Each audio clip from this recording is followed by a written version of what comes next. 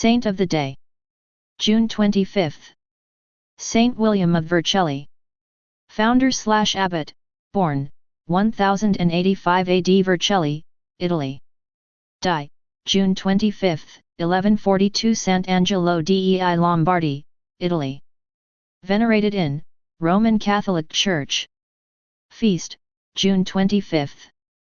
Patronage, Irpinea. William of Montevirgin, or William of Vercelli, was a Catholic hermit and the founder of the Congregation of Montevirgin, or Williamites. He is venerated as a saint by the Roman Catholic Church. Biographical selection. Saint William was born in 1085 at Vercelli in the Piedmont region of Italy to noble and wealthy parents. When he was still very young, he determined to renounce the world and become a hermit. He built his first hermit's hut on Monte Solicoli and then went to Montevirgin. Many disciples came to him there, attracted by the sanctity of his life and many miracles he performed. Soon a community formed, of which he became the abbot, and a church to Our Lady was built at the site. For this reason, the mountain became known as Montevirgin, the Mount of the Virgin. After a while, however, the monks began to complain that St. William's rule was too strict and life too austere.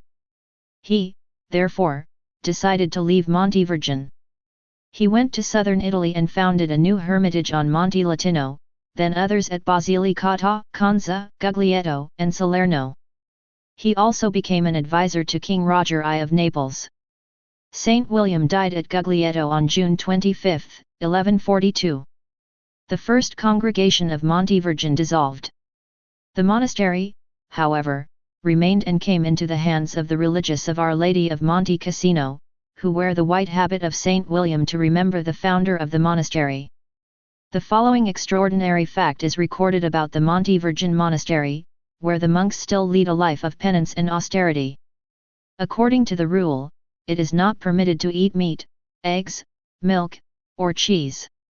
If someone tried to violate this regulation, storm clouds would appear in the sky and the lightning would destroy the illicit foodstuff that had been brought into the monastery. Something similar was recorded at the Camaldula of Saint Romualdo. If someone tried to bring food not permitted by the rule into the hermitage, it would quickly become corrupted and infested with worms. This happened on many occasions, and always with the same result. It is the way God chose to show that He desires the traditions of penance and austerity of the great Saint William, as well as Saint Romualdo, to be maintained. Comments. This selection shows how beautiful the Middle Ages was and the admirable harmonic contrasts it had. In the Middle Ages, the Catholic Church stimulated intellectual work in an extraordinary way, but she also encouraged manual labor, which is its harmonic contrary, the apparent opposite of intellectual work. The Church stimulated the strong and intense active life of society, but harmonically she also stimulated some religious families to retire from the active life, move to solitary places, and live together praying and worshipping God. Further, she stimulated some souls to retire far from any human society and live completely alone. Doing this, the Catholic Church maintained the eremitic vocation she gave birth to in the first centuries of her history. There is a harmonic contrast in the teeming life of the medieval cities and the serenity of the meditative life of hermits, who think only on the things of God. These are just some examples of the many harmonic contraries of that blessed epoch, the fruit of the Catholic spirit. This harmony that existed in the Middle Ages as a consequence of the evangelization of the Church was a very important factor to maintain the psychological balance of men. Without the sanctity of the Catholic Church, this harmony would not be possible. If she were not authentic, she would stimulate either the eremitic vocation or the active life of the cities too much. Since the Catholic Church is true and holy, she stimulates the harmonic contrasts perfectly and produces a superb equilibrium of soul, which is a characteristic fruit of the Holy Church. You have the example of this harmony of the Middle Ages in the life of the holy abbot, Saint William.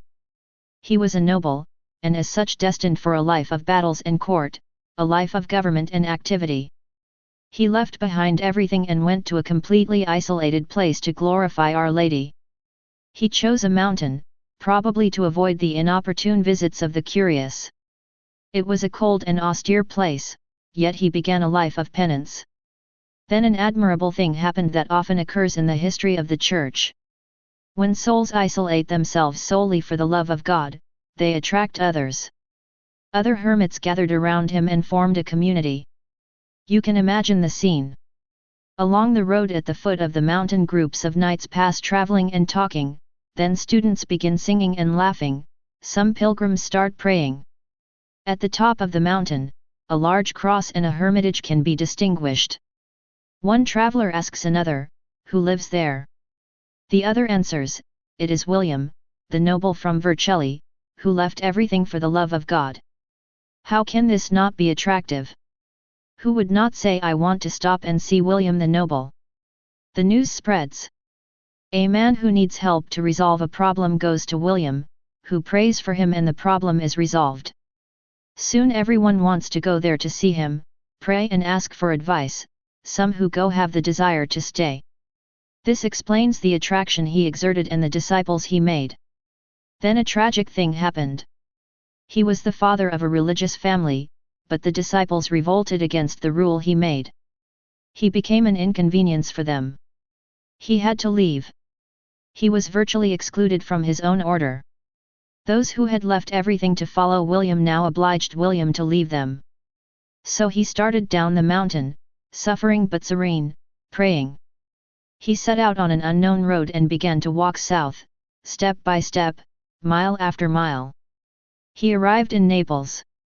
You can imagine Saint William arriving at the famous bay, seeing the volcano Vesuvius smoking, walking through the beautiful, animated Naples, passing by the busy port, and seeing the prestigious palace of the King of Naples, one of the most powerful men of the Italian peninsula. Naples was a center of culture and civilization with a brilliant court, a center of good taste. The selection doesn't say how, but news of the presence of Saint William reached the ears of the monarch. He contacted Saint William and his life changed. Saint William became his counselor. With the same tranquility he had as abbot of Montevirgin, and that he conserved as a pilgrim, he maintained as a counselor to a king. William became the angel of the Kingdom of Naples. After his death, the institution he founded disappeared, and the monastery was given to the Benedictines of Monte Cassino. As you know, the Benedictines wear black habits. The Benedictine monks of Montevirgin honored Saint William by wearing the white habit of the order he founded. It is a beautiful manifestation of love for tradition and a prayer that the order of Saint William be restored. We also have a manifestation of God's protection for the monastery and his approval of its rigorous rule. He destroyed by lightning the foodstuff that was not permitted by the rule. But there is something more to consider.